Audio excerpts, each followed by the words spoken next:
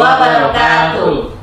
Kami dari calon guru penggerak Angkatan 7 Kabupaten Cirebon akan melaksanakan kegiatan demonstrasi kontekstual Modul 2.3 Coaching dalam Supervisi Akademik yang terdiri dari observer, coach, dan coachee. Bersama saya, Ulfa Rohana, CGP Angkatan 7 dari SMP Negeri 1 Babakan. Bersama saya, Nur Malasari, CGP Angkatan 7 dari SMP Negeri 2 Losari. Bersama saya Mulyana, CGP Angkatan 7 dari SMP Negeri 1 Pabedilan. Selamat menyaksikan. Assalamualaikum Pak Mulyana, mohon maaf ya mengganggu waktunya sebentar. Ya, waalaikumsalam. Baik Bu, silahkan Bu. Ya, sesuai dengan kesepakatan kita kemarin, hari ini kita akan melaksanakan kegiatan praktek coaching dan Bapak sebagai observer dalam kegiatan kali ini. Oh iya, hampir saya lupa Ibu. Ibu Nurmala akan melaksanakan praktek coaching dengan coachee Ibu Ulfa. Ya. Dengan menggunakan alat kita kan seperti itu ya Bu? Iya, betul sekali Pak. Dalam kegiatan ini nanti akan saya menggunakan rubrik penilaian ya Bu ya?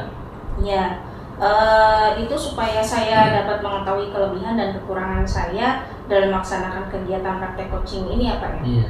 Iya. Jadi dalam rubrik penilaian nanti kita akan memakai 4 kriteria Ibu ya. Di antaranya yang pertama kurang baik, cukup baik, baik dan sangat baik. Iya.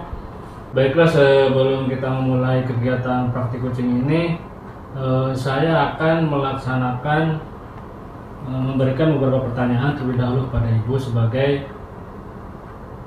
observer dan Ibu sebagai coach. Iya, baik. Enggak Pak. Yang kedua, dari ketiga kompetensi tersebut, kompetensi manakah yang akan Ibu kembangkan? Yang pertama. Ya, kompetensi yang ingin saya kembangkan pada praktik coaching kali ini adalah kehadiran penuh, kemudian mendengarkan secara aktif, dan pertanyaan berbobot kepada coachee saya agar saya bisa mendorong coachee saya menemukan solusi terhadap masalah yang sedang dihadapinya. Baik. Yang kedua, dari ketiga kompetensi tersebut, kompetensi manakah yang secara spesifik akan Ibu kembangkan? Dari ketiga kompetensi tersebut yang ingin saya kembangkan secara spesifik adalah kehadiran penuh, Pak. Baik. Lalu yang ketiga yaitu indikator ya Bu ya, indikator ketercapaian. Ya. Dalam praktek coaching kali ini seperti apa ya Bu kira-kira ya Bu? Indikator yang ketercapaian dalam praktik coaching kali ini itu adalah fokus dalam memecahkan masalah dan juga saya akan menyimak apa yang disampaikan oleh coachee saya. Begitu. Nah, baik Ibu, semuanya sudah saya catat. Jadi untuk mengetahui bagaimana Ibu mencapai apa yang diharapkan dalam kompetensi coaching, kira-kira kapan akan dilaksanakan percakapan coaching itu? Ya, kebetulan hari ini Pak, saya akan melaksanakan praktek coaching dengan coachee saya dan kegiatan coaching ini dapat Bapak saksikan langsung untuk mengobservasi kemampuan yang ingin saya kembangkan tadi. Apakah sudah berkembang atau belum? Begitu. Baik Bu, nanti saya akan mengamati kegiatan coaching Ibu dan menyampaikan pengembangan kompetensi coaching yang Ibu harapkan. Ya. Terima kasih sebelumnya ya Pak ya. Ada Ibu Ulfa. Iya. Ya, Pak Mul, perkenalkan ini Bu Ulfa. Ini adalah rekan saya yang akan berperan sebagai coach. Ya, salam kenal juga. Silakan Ibu berdua langsung melaksanakan kegiatan coachingnya Bu ya. Iya, baik Pak. Saya akan mendengarkan mengobservasinya. Iya, baik. Baik Bu Ulfa, sesuai janji kita kemarin, hari ini kita akan melaksanakan coaching. Jadi kira-kira apa yang mau diceritakan oleh Ibu Ulfa? Iya Bu, saya tuh mau cerita tentang apa yang saya rasakan akhir-akhir ini di kelas Bu. Jadi akhir-akhir ini saya merasa tuh banyak murid-murid di kelas saya tuh kurang antusias dalam mengikuti pembelajaran dari saya. Selain itu juga jumlah murid-murid yang mengerjakan tugas hanya 50% tiap kelasnya, Bu. Oh gitu. Iya. Jadi hari ini apa yang diharapkan oleh Bu Ulfa, hasil dari obrolan kali ini itu apa yang diharapkan? Oke, saya mengharapkan solusi atas permasalahan saya tentang antusiasme murid-murid yang saya ajar, Bu. Oh gitu. Ya, menurut Bu Ulfa nih, apa saja sih yang membuat murid-murid Ibu kurang antusias dalam pembelajaran di kelas? Ya, kalau saya ingat kembali sih ya, yang menyebabkan murid-murid saya kurang antusias adalah yang pertama, pembelajaran saya sepertinya sedikit membosankan, kemudian terlalu monoton, saya juga terlalu dominan untuk bercerita di depan murid-murid saya, dan yang kedua itu saya tidak memberikan kesempatan kepada murid saya, Bu, untuk berpendapat atau aktif berbicara di dalam kegiatan pembelajaran saya, Bu. Oke, kira-kira apa saja sih yang dapat membuat murid-murid Bu Ulfa itu merasa asyik dalam pembelajaran yang dilaksanakan di kelas? Menurut saya sih mungkin anak-anak pengen menginginkan pembelajaran yang mengasyikkan ya, Bu ya, tidak monoton dan tidak membosankan. Oh begitu ya, Bu. Kira-kira apa saja yang dapat membuat murid-murid Ibu itu antusias dalam pembelajaran di kelas? Ya, menurut saya sih murid-murid pasti menginginkan pembelajaran yang asik, tidak monoton dan tidak membosankan ya, Bu.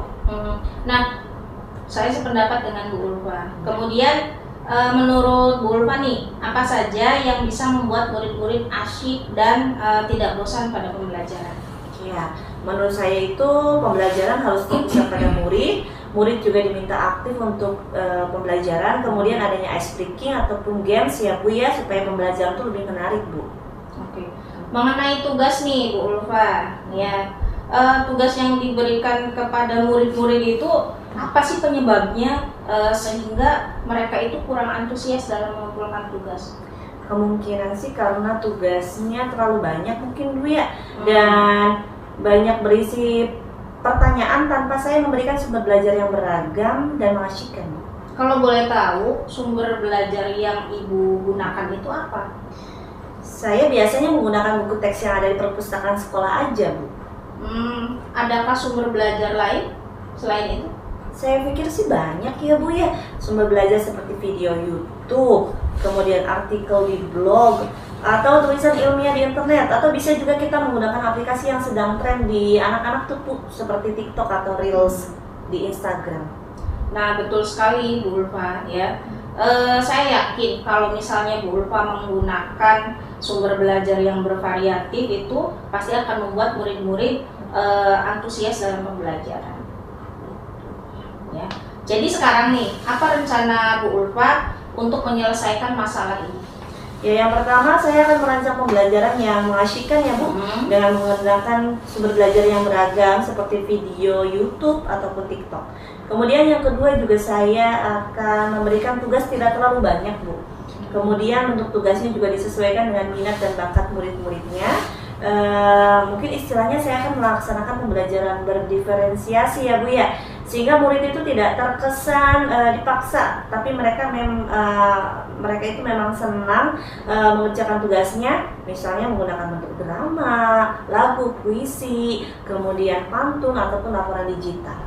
Oke, apa komitmen Ibu Ulfa untuk rencana yang akan dilakukan tersebut? Ya, saya berkomitmen untuk selalu membuat rencana pembelajaran yang mengasyikkan, menggunakan banyak sumber belajar untuk eksplorasi materi sehingga murid-murid saya itu dapat menjalankan merdeka belajar, dan saya akan membuat murid-murid saya itu senang dalam kegiatan eksplorasi materi tanpa ada unsur paksaan, dan saya pun akan menyerahkan pemilihan sumber belajar pada murid-murid saya, Bu. Ya, bagus sekali apa yang Bu Ulfa ungkapkan tadi. Saya sangat mendukung. Mudah-mudahan semua berjalan lancar dan sesuai dengan apa yang diharapkan oleh Bu Ulfa. Lalu, kira-kira kapan Bu Ulfa ini akan melaksanakan kegiatan pembelajaran tersebut di kelas? Secepatnya, Bu. Insya Allah pada pertemuan berikutnya, Bu, pada hari Senin. Oh ya, berarti kalau begitu kita ketemu lagi hari Selasa ya untuk berdiskusi kembali terkait hasil dari kegiatan pembelajaran tersebut. Ya, baik Bu, terima kasih ya Bu waktunya untuk sharing-sharingnya. Mudah-mudahan kita semua bisa menjadi guru yang selalu dirindukan oleh murid-murid kita. Amin. Ya. Saya juga mengucapkan terima kasih Ya, kepada Pak sama-sama. Mulyana yang telah berkenan mengamati kegiatan praktik coaching ini ya Pak ya. Sama-sama. Ya, kalau begitu saya pamit undur diri ya Bu ya. Iya. Enggak, terima kasih. Terima kasih Pak Mulyana. Iya. Baiklah Bu Nurmala, tadi Ibu sudah melaksanakan praktik coaching dengan coach Ibu Ulfa. Terus bagaimana hasilnya kira-kira? Alhamdulillah hasilnya bagus Pak Mul ya. Bu Ulfa sudah menemukan solusi atas masalah yang sedang dihadapinya. Alhamdulillah kalau begitu ya Bu ya. Kalau begitu langsung saja kita akan membahas hasil observasi dari kegiatan praktik coaching tadi yang Iya. sudah Ibu lakukan. Baik. Jadi apa yang sudah Ibu lakukan untuk mencapai ketercapaian dari indikator yang sudah disebutkan Ibu sebelumnya, Bu? Jadi tadi kan saya sudah mengembangkan kompetensi kehadiran penuh, kemudian juga tadi saya sudah fokus dalam memecahkan masalah, dan saya juga sudah mendengarkan secara aktif apa saja yang disampaikan oleh coach saya, begitu Pak. Baik Ibu. Tadi juga saya sudah melihat bahwasannya Ibu juga sudah hadir secara penuh dengan coach Ibu. Ibu juga sudah mendengarkan secara aktif, dan sekaligus Ibu pun sudah memberikan banyak pertanyaan berbobot kepada coach Ibu.